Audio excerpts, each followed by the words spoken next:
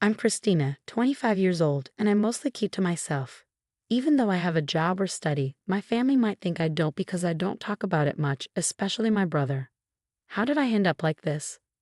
Well, it all goes back to my time in middle school when I started feeling like I couldn't trust people. It's not just one thing that caused it, but mostly because I felt ignored. I guess people didn't find me interesting because I was always into machines. I've always enjoyed messing around with computers, and I was pretty good at it, which helped out at home. But then my school grades dropped because I spent more time with computers than with friends, and my parents got worried. When I finished elementary school, my parents started telling me off, saying, "Stop spending so much time with those machines." During middle school, as my parents kept scolding me, I started feeling like I shouldn't pursue my interests. So whenever I have free time from school, I'd hide in my room to avoid my parents, cutting off contact with the outside world.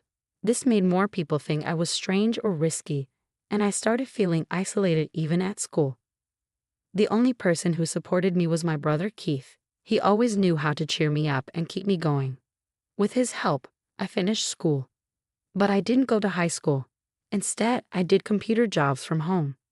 When I was about 16, I got a part-time job, and with the money I earned, I bought old computers to take apart and rebuild from scratch, just the way I liked.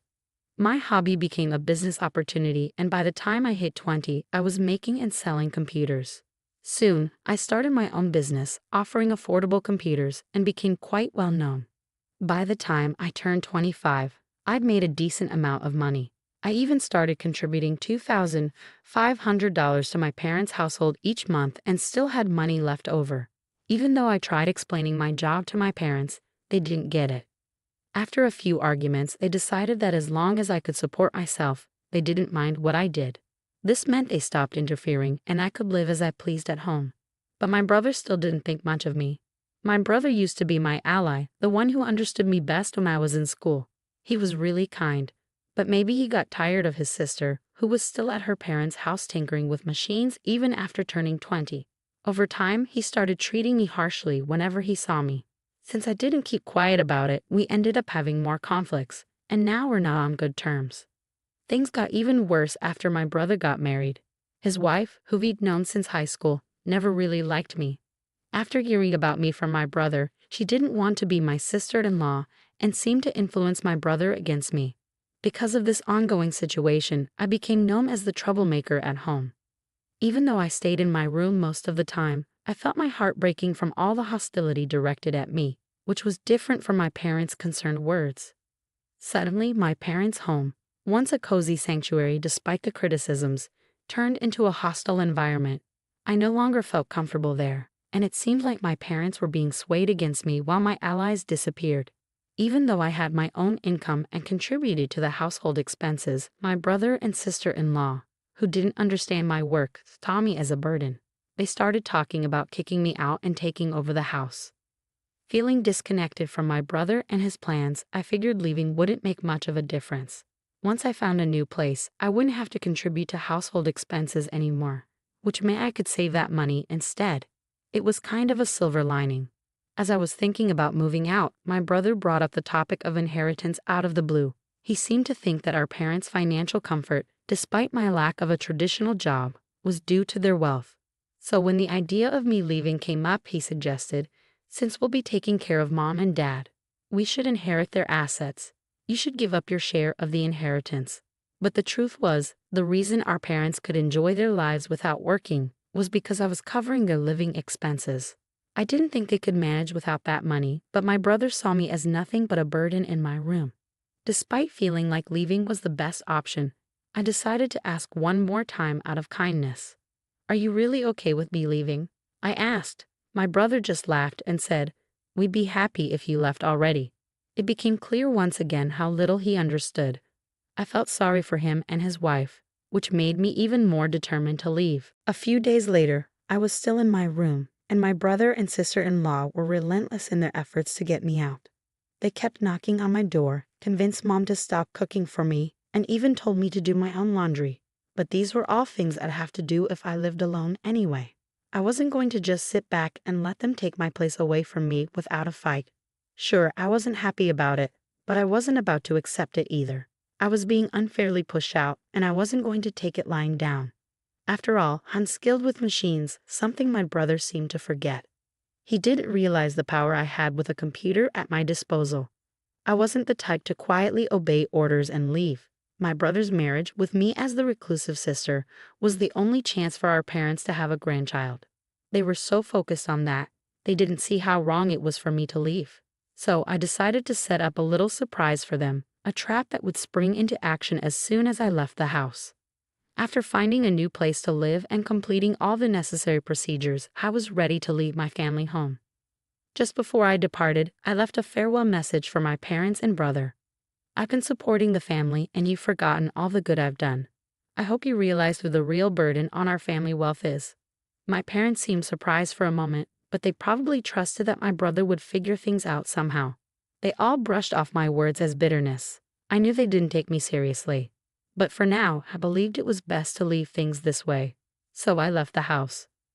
I took a significant amount of equipment from my family home and bought additional items, along with necessary furniture and appliances for my new place. I set up my new place just the way I wanted it, decorating it with my favorite style and creating a cozy atmosphere. It turned out to be a perfect environment for me to work in, and surprisingly, living alone wasn't as intimidating as I thought it would be. In fact, I wished I had made the move sooner. The people in the neighborhood were friendly and life was comfortable. Since leaving my family home and taking care of everything on my own, I've been enjoying myself, trying out new experiences. While I was reveling in my newfound independence, I wondered how things were going back at my family home, especially since they lost my financial support. Then, out of the blue, my mother called. "Hey, Christina, did you do something to our machines?" she asked. "What do you mean?" I replied. "There's something wrong with the computers and electronics," she said. "I have no idea about that," I said, puzzled. "I used to help out for free because we're family, but since you treated me poorly and kicked me out, even though you're my parents, you'll have to pay the regular price," I explained. "What? That's pretty greedy. We're your parents. Can't you give us a discount?" They responded. "Well, I prefer giving discounts to my friends. Unlike you, they treat me well," I countered. "Fine, you're so cheap," they grumbled. Internally, I sighed with relief that another trap hadn't been triggered and dealt with the situation calmly. But my mother didn't seem to appreciate my response. She abruptly hung up, behaving like a sulking child, and even sent a spiteful email implying that mean people lose friends. It made me question who was acting like the mature one. Frankly, it seemed self-centered, if not downright selfish. As for what I did to the family computer, I simply restored all the adjustments I had previously made for free back to their original settings. To someone unfamiliar, it might seem like the computer malfunctioned on its own. When I suggested they contact the company for repairs as an individual, they got upset. But I expected as much, so I let it go. 6 months after leaving home and settling into my new life, my father called me. "I hate to ask, but can you lend me some money?" he said. "What do you mean?" "Lend you money?" I responded. "Your brother and his wife have been spending recklessly. They think we're rich, and they keep complaining, asking for money to buy this or go there," he explained. "I have no idea about any of this. Why do you always come to me with everything? I've heard of daughters who live alone sending money home, but parents asking their children for money? Shouldn't it be the other way around, out of generosity?" I questioned. "It's not that simple," he replied. "Well, even $500 would help," he added. "I'm not giving you anything. I won't lend you money either. I have no intention of financially supporting you anymore," I firmly stated. "Of course, I'll work on your machines if you pay for my services," I replied calmly. "You've really become stingy," they retorted. "I guess Mom was right about you."